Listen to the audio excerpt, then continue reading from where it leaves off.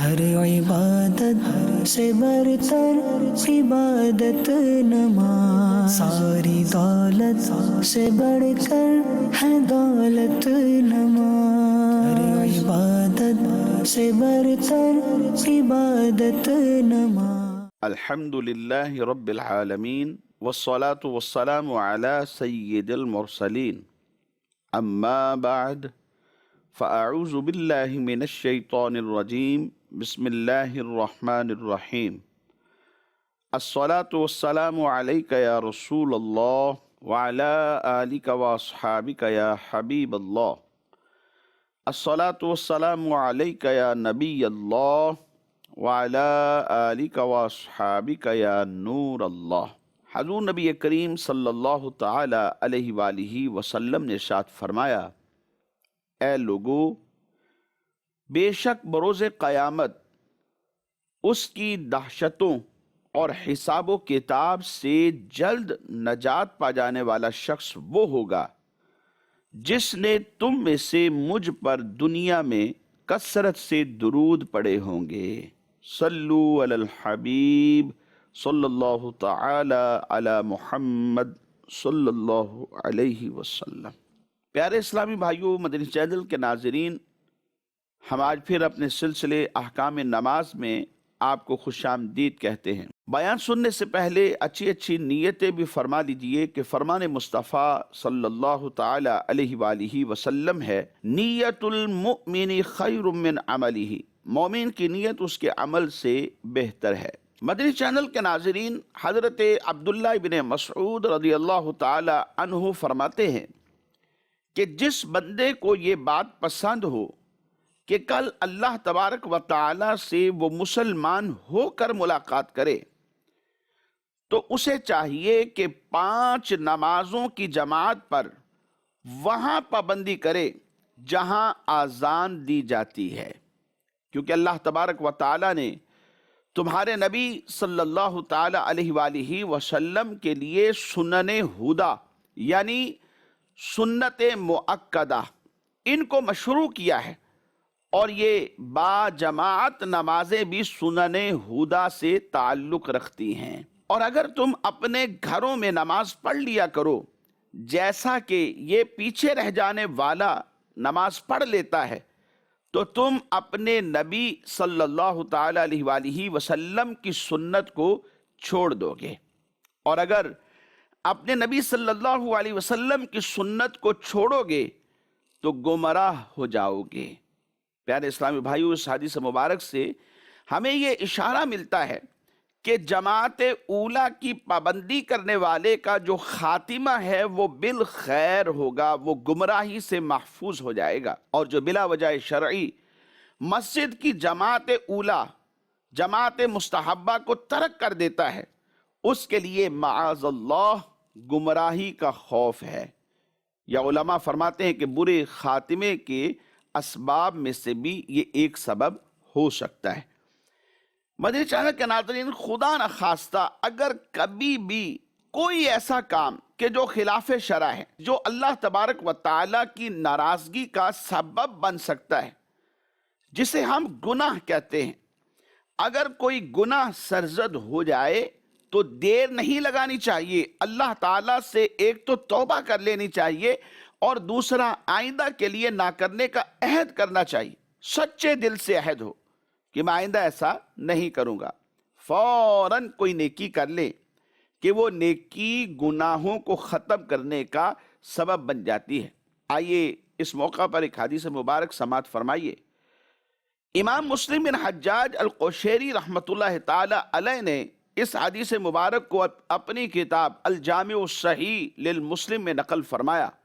اس کے تحت حضرت انس بن مالک رضی اللہ تعالی عنہ سے ایک روایت کو نقل فرماتے ہیں کہ حضور نبی پاک صلی اللہ علیہ وسلم کی خدمت مبارک میں ایک شخص نے آ کر یہ بات کہی، یا رسول اللہ صلی اللہ تعالی علیہ وآلہ وسلم، مجھ سے ایک ایسا جرم سرزد ہو گیا ہے جس پر حد لگتی ہے، یعنی ایسا جرم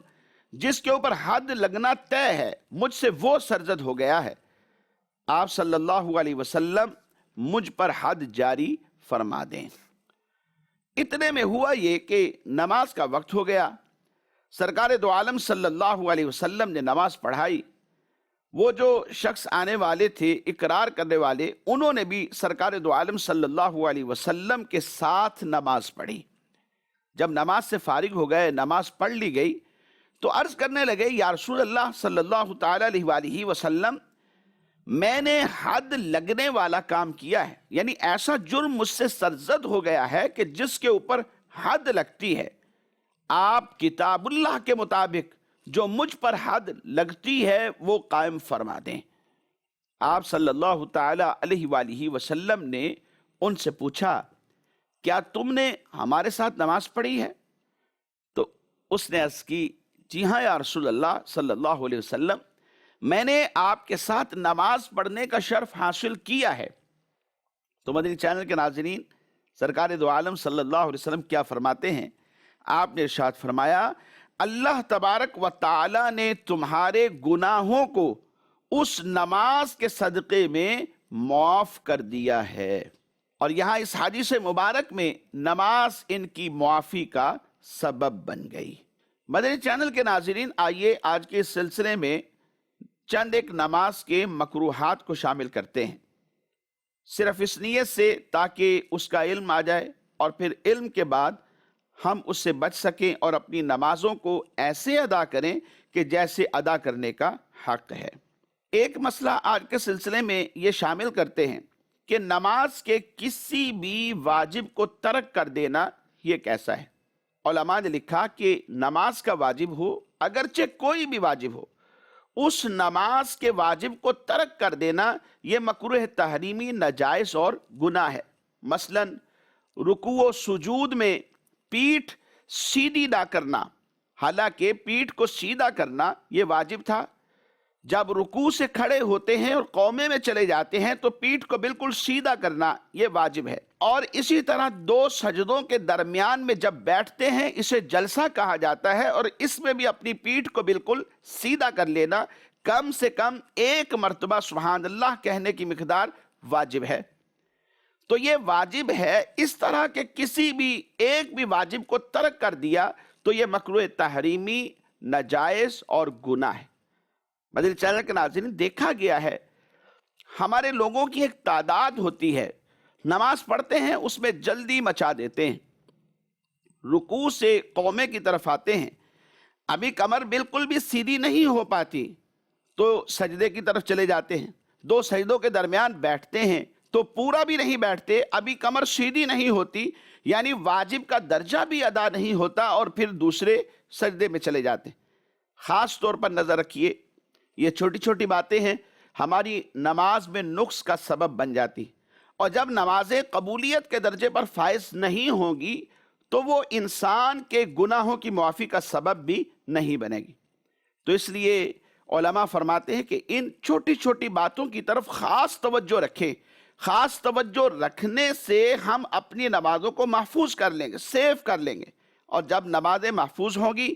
اور ان نمازوں کے ذریعے جب اللہ تبارک و تعالیٰ کی رضا حاصل ہو جائے گی تو پھر یہ نمازیں ہمارے لیے دنیا اور آخرت کی بہتری کا سبب بن جائیں گی۔ ایک اور دوسرا مسئلہ آج کے سلسلے میں شامل کرتے ہیں، نماز میں آستینیں چڑھا لینا، کتنی چڑھی ہوئی ہوں تو نماز مکروہ ہو جاتی ہے اور کتنی سے کام چل سکتا ہے۔ ہونا تو یہ چاہیے کہ آستین بالکل سیدھی کر لیں اور پھر اس کے بعد نماز شروع کریں۔ وضو بھی کر کے آتے ہیں، اگرچہ کتنی بھی جلدی ہو آرام سے آئیں، اطمینان سے آئیں، آ کر جماعت میں شامل ہو جائیں، اور جماعت میں شامل ہونے سے پہلے اپنے کپڑوں کو چیک کر لیجئے، اگر تو آستینیں چڑھی ہوئی ہیں تو ان کو بالکل اچھی طرح سارا کھول لیجئے، اور اگر نہیں کھول سکے تو اب نماز کس صورت میں مکروہ ہوتی ہے، آئیے اس حوالے سے میں عرض کرتا ہوں۔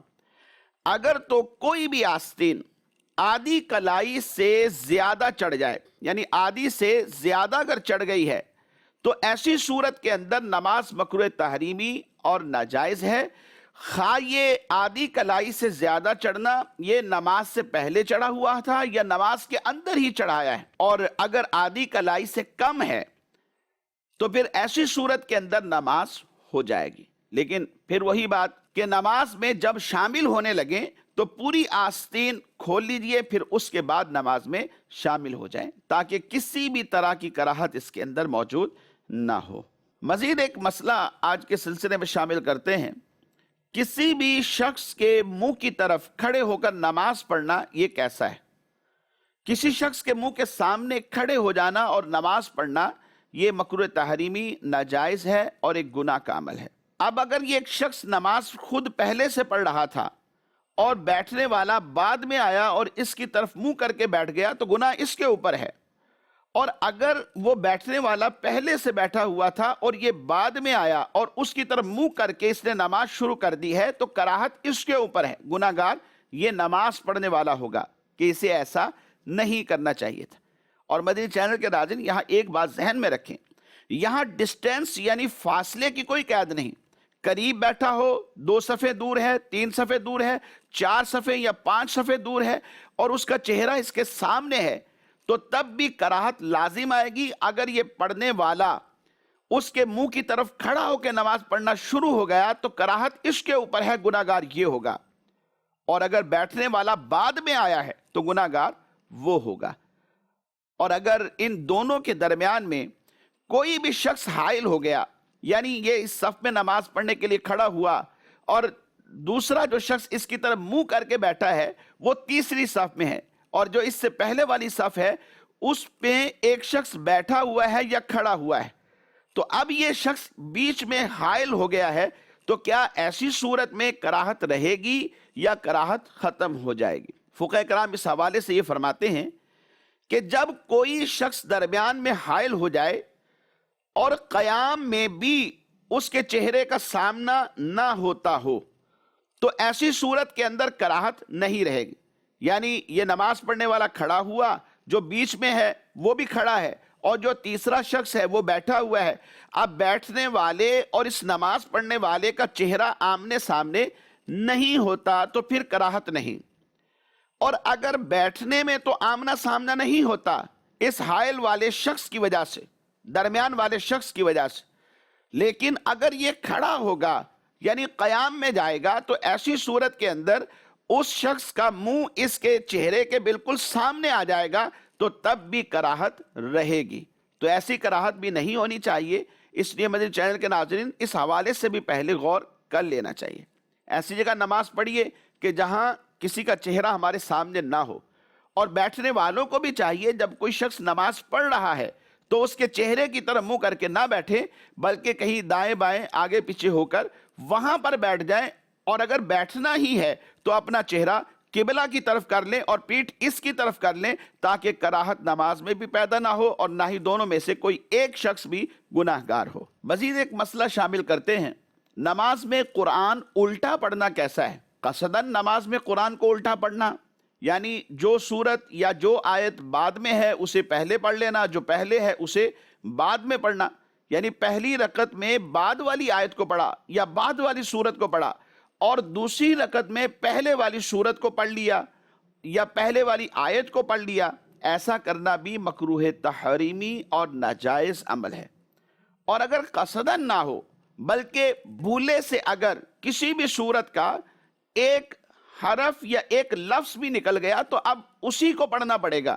تو اگر قصداً نہ ہو بلکہ بھولے سے ایسا ہوا تو تب گناہ نہیں ہوگا۔ دونوں ہی صورتوں میں نماز واجب الاعادہ بھی نہیں ہے، نماز ہو جائے گی، یعنی خواہ بھول کر ایسا کیا خواہ قصداً کیا، یعنی قرآن پاک کو نماز میں الٹا پڑھ لیا، جو بعد والی آیت یا بعد والی سورت تھی اسے پہلے پڑھ لیا اور جو پہلے والی تھی اسے بعد میں پڑھا، قصداً ہو یا بھولے سے ہو، دونوں ہی صورتوں کے اندر نماز واجب الاعادہ نہیں ہوگی۔ اور اس کی وجہ کیا ہے؟